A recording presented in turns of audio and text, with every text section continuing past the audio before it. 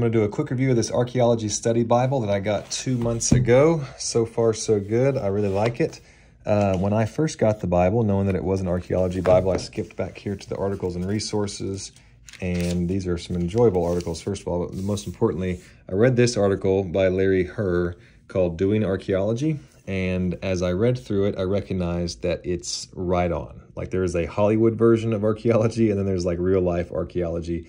I actually did some archaeological studies in college. Spent a month over in Israel digging in Gezer between Tel Aviv and Jerusalem. So I kind of know how the process works. I'm certainly not an expert, but I know what's real and what's not. And so as I'm reading through these pages, they talked about the fetishes that we use. Those are little hand trowels. And they talked about the gufas, which is a special bucket made of tires from cars. And then they talked about the stratum and the loci and all the ways that you diagnosed the land and you made notes and stuff. So I could tell they really knew what they were doing. They also took out the just extraordinary and just made it really practical. So reading through that article and then even looking at some of the others about the academic discipline of archaeology, and then this one here was really good. Expository preaching in archaeology because I'm a pastor, so that was helpful.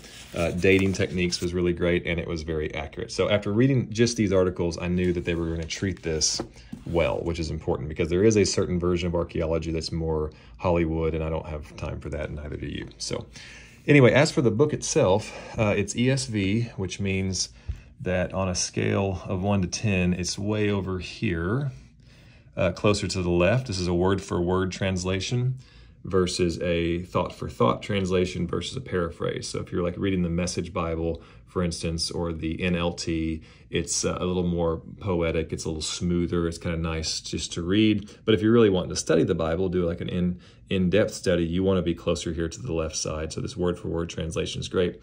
Like I said, it's ESV. I'm glad it's ESV because if it's way over here, like the NASB, and then this even further options, it gets so difficult to even understand because they're being so precise with the words, you lose some of the meaning of the whole thing. So all in all, the scripture, the ESV scripture is a great choice, and with all the archaeological notes and diagrams and illustrations and that sort of thing, it's really fantastic. The Bible itself is double column. There are study notes. Some pages, the study notes are about 1/4 of the page. Other pages, they can even be like 2/3 of the page. And then sometimes it's just the very bottom portion as well. So it's a good amount of study notes. Probably my favorite resource is way back here, the concordance. The concordance. You can look up 65 pages of words here, which help you quickly find what you want to study. And so then it'll take you to the corresponding reference. Like if you want to look up the word character, you look over here and it tells you look at Romans 5:4, and then you can go from there. It's a great one. So the concordance is 65 pages, which means about 50 pages, excuse me, 50 words per page. So it's about 3,200 word concordance. If you want more than that, you can actually go to ESV.org, and they have a corresponding Bible online, and there's lots of stuff there. If you sign up for that, you can kind of use the two. Probably the greatest thing about the book that I'm a fan of is just if you're reading through, you'll come to a beautiful picture like this one, and then you'll be curious. And so like this particular picture, I knew what this was. This is the Arch of Titus. It's found in Rome. And if you look closely, there's these soldiers, and they're parading some of the things they stole from Jerusalem. And this arch is in Rome, but this menorah came from Jerusalem.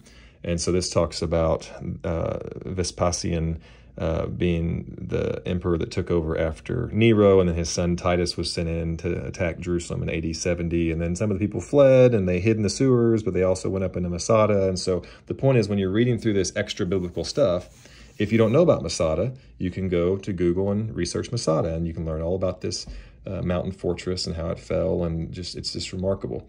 You can also dig into any of the words as you're reading and just go a little deeper, but it's all from a archaeological vantage point with a little archaeological flair. I think it makes it far more interesting, and I think you're really gonna like it. So all in all, this Bible, and I'm a collector of Bibles, was really helpful, both as a pastor and then also just a student.